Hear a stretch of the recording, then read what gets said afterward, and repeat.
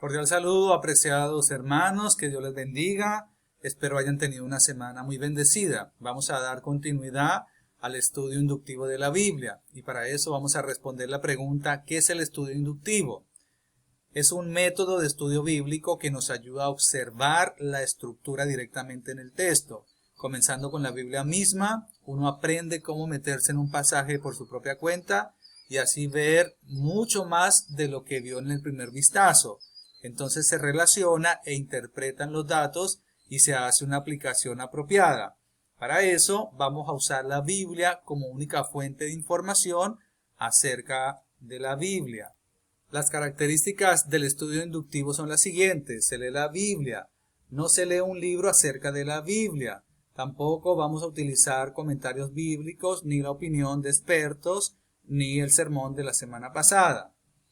Se lee la Biblia en su contexto, no se lee trozos aislados, sino en forma en el que el autor humano divino hubiera querido que la leyéramos. Por lo tanto, el estudio inductivo generalmente abarca un libro entero. Si usted quiere leer el libro de Mateo, usted lo lee del capítulo 1 hasta el capítulo 28 y de esa manera usted tiene un panorama completo de la escritura. Se lee la Biblia sin prejuicio subjetivo. En lo posible se echa a un lado ideas preconcebidas para que la Biblia pueda hablar por sí misma.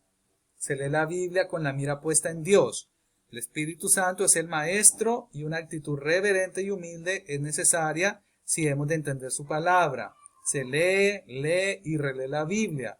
No es una lectura casual, sino es un estudio disciplinado y para eso se requiere ser diligente en la observación del texto bíblico. Ahora vamos a ver la diferencia entre el estudio deductivo y el estudio inductivo. Recordemos que los dos son válidos como métodos de estudio, los dos son caminos y son vías para el estudio de la Biblia, pero vamos a ver sus diferencias. El estudio deductivo comienza con generalizaciones y busca los particulares para apoyarlas, tiende a ser subjetiva y prejuiciosa. En cambio, el estudio inductivo es objetivo e imparcial. Exige al individuo examinar primero las particularidades de la escritura y las conclusiones se basan en esas particularidades. Robert Traina, que es un expositor destacado del estudio inductivo en la Biblia, dice lo siguiente: el estudio inductivo produce oyentes y no habladores. El estudio inductivo se llega al texto con una tesis en mente, buscando pasajes que puedan comprobar nuestra tesis. Se comienza en cierta manera con las conclusiones hechas y observa el texto solo para apoyarse. Ve las escrituras de una forma fragmentada. Puede ser utilizada fácilmente para apoyar un error doctrinal o ético. Se debe realizar solo si se tiene un conocimiento muy completo de las escrituras. Vamos a dar un ejemplo, ¿no? En el estudio deductivo yo puedo decir, ya, quiero hablar acerca del amor, ¿cierto? Entonces yo digo, quiero que los hermanos aprendan a estar en unidad, a estar en paz, en armonía, y yo ya sé exactamente cuál es el resultado que yo espero con esa enseñanza. Entonces yo voy a la Biblia y busco pasajes que hablen acerca del amor. Eso es deductivo, ¿cierto? Yo ya sé lo que quiero, yo ya tengo las conclusiones, sé a dónde quiero llegar y voy a la Biblia para apoyar mi estudio. Este no es un estudio equivocado, pero para eso se requiere que la persona que haga un estudio deductivo tenga un conocimiento amplio y vasto y profundo de las escrituras. Por otro lado, el estudio inductivo se llega al texto bíblico para descubrir cuál es la tesis o el argumento principal del pasaje o libro. Comienza con la observación del texto y de ella se puede formar algunas conclusiones. Considera la escritura en su contexto. Sirve para que Dios corrija errores doctrinales o éticos en nuestras vidas. Es apto para todos, tanto para los novatos como los expertos. Ambos pueden ser beneficiados. Voy a dar un ejemplo aquí, especialmente en el punto 4, que dice: sirve para que Dios corrija errores doctrinales o éticos en nuestras vidas. Por ejemplo, en la primera carta de los Corintios, capítulo 14, versículo 34 dice: guarden las mujeres silencio en la iglesia, pues no les está permitido hablar, que estén sumisas como la ley lo establece, como lo establece la ley, perdón. Entonces, si una persona no tiene una profundidad en el conocimiento, en el contexto completo del libro, de lo que está queriendo decir Pablo, puede llegar a pensar que Pablo es machista, que Dios es machista, y esto se presenta como un error dentro de la iglesia, también para considerar en menos a las mujeres. Hay iglesias que ni siquiera permiten que las mujeres suban al púlpito, ni ejerzan ciertos roles o autoridades dentro de la iglesia, porque toman pasajes y los sacan del contexto y les dan interpretaciones equivocadas. Por eso es importante conocer el contexto general de lo que se está hablando y también, en lo posible, conocer la cultura, ¿cierto? Por ejemplo, aquí estamos tocando un pasaje de Corinto, entonces hay que saber por qué Pablo escribió eso, qué es lo que estaba sucediendo dentro de Corinto mismo, cuáles son las características de la ciudad y las características de las personas que hacen parte de esta iglesia. Hay tres elementos principales y básicos en el proceso inductivo: la observación, la interpretación y la aplicación. La observación es lo que el texto dice. La interpretación, ¿qué quiere decir el pasaje? ¿Cómo lo entendieron los destinatarios originales?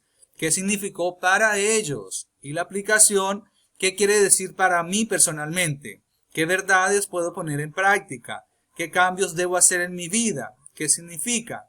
Entonces nosotros tenemos que aprender a respetar este proceso de la observación, la interpretación y la aplicación. Generalmente, si no observamos bien el texto, no vamos a tener una correcta interpretación y por lo tanto tampoco lo vamos a aplicar correctamente. Vamos a ver los principios de la observación. La observación es el punto de inicio de todo estudio bíblico. Si uno no observa bien el texto, jamás le será posible interpretarlo adecuadamente. Cuando hablamos de observación, hablamos no de una ojeada casual, sino de una mirada prolongada, precisa, penetrante y persistente. Hay que desarrollar la mentalidad de un investigador. Un buen investigador comienza con los datos, no con algunas conclusiones preconcebidas. Entonces, su papel consiste en descubrir lo que otros no han visto solo por el hecho de no haber observado cuidadosamente las pistas. Para este investigador, ningún detalle es ignorado. Todas las pistas son escudriñadas cuidadosamente. Entonces, la observación contesta la pregunta: ¿qué dice el pasaje? ¿Cuál es el contexto? Voy a colocar un ejemplo. Tomé un pasaje de la Biblia aleatoriamente. Efesios capítulo 1, versículo 1. Pablo, apóstol de Cristo Jesús, por la voluntad de Dios, a los santos y fieles en Cristo Jesús que están en Éfeso. La observación me permite cuestionar, preguntarme sobre el pasaje. Por ejemplo, yo podría preguntar: ¿por qué dice Pablo y por qué no dice Pedro? ¿Por qué no dice Juan? ¿Qué significa ser un apóstol? ¿Y qué significa ser un apóstol de Jesucristo? ¿Acaso no se podría ser apóstol de alguien más? ¿Por qué Pablo menciona que él es apóstol por la voluntad de Dios? Tal vez él podría también ser apóstol por su propia voluntad o por la voluntad de otro. ¿Por qué Pablo se refiere a estas personas como santos y fieles? ¿Realmente ellos son santos y fieles? Dice Éfeso. ¿Qué significa Éfeso? Sabemos que es una ciudad. Pero ¿cómo es Éfeso? ¿Qué características tiene esta ciudad? ¿Cuántas personas viven allí? Eso es observar.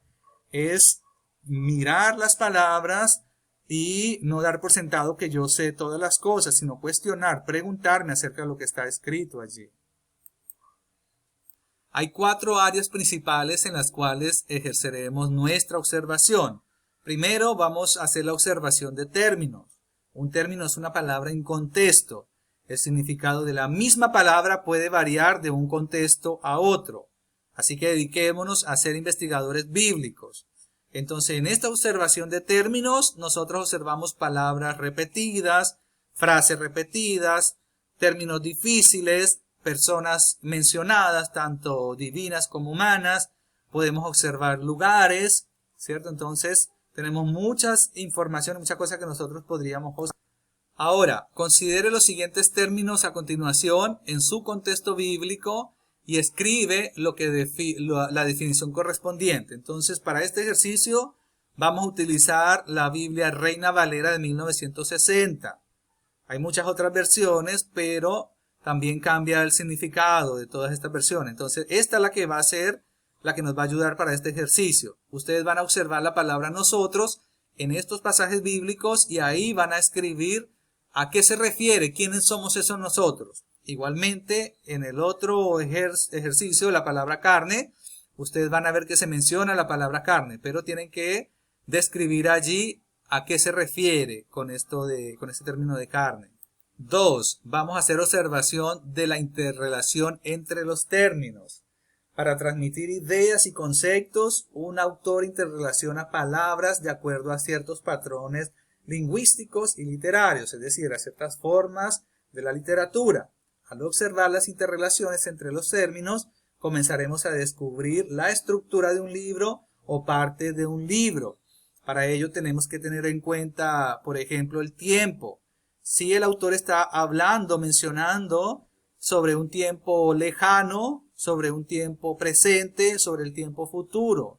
Si hay contrastes, si hay comparaciones, si nos presenta razones y causas, si nos presenta propósitos y resultados, si nos habla de condiciones. Esta interrelación tenemos que observarla. Tercero, vamos a hacer observación del género literario. Es importante reconocer que los términos empleados por el autor y sus interrelaciones ocurren dentro del contexto de una obra mayor que emplea uno o más géneros literarios. Algunos de estos son utilizados en la actualidad, otros eran más comunes en la antigüedad. Poder reconocer estos géneros nos ayudarán en nuestra comprensión del texto. Aquí presentamos algunos de estos géneros: literatura cursiva y lógica, narración prosaica, poesía hebraica, sincresis griego, drama y prosa dramática, literatura parabólica, literatura apocalíptica, tratado de pacto, lamentaciones, antología sapiencial, apología dinástica. Esto va a ser una de las tareas que ustedes van a investigar un poquito de esto y a ver qué libros de la Biblia presentan alguno de estos géneros literarios.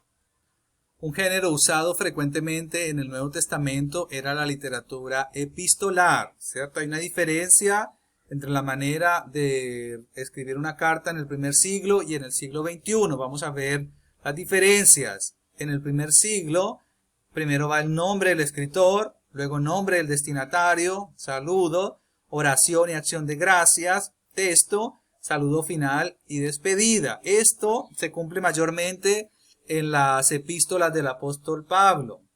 Ahora, las cartas del siglo XXI va de esta forma: fecha y lugar de emisión, nombre del destinatario, saludo, texto, saludo final y despedida, nombre del escritor. Cuarto, observación del ambiente. No significa mirar las moscas, significa observar el tono o el espíritu con el cual se escribió el pasaje. ¿Qué emociones expresa? Está caracterizado por desesperación, gratitud, asombro, urgencia, gozo, humildad, ternura, conflicto. ¿Cómo logra el autor comunicar sus objetivos? Utiliza lógica, imperativos, ejemplos históricos.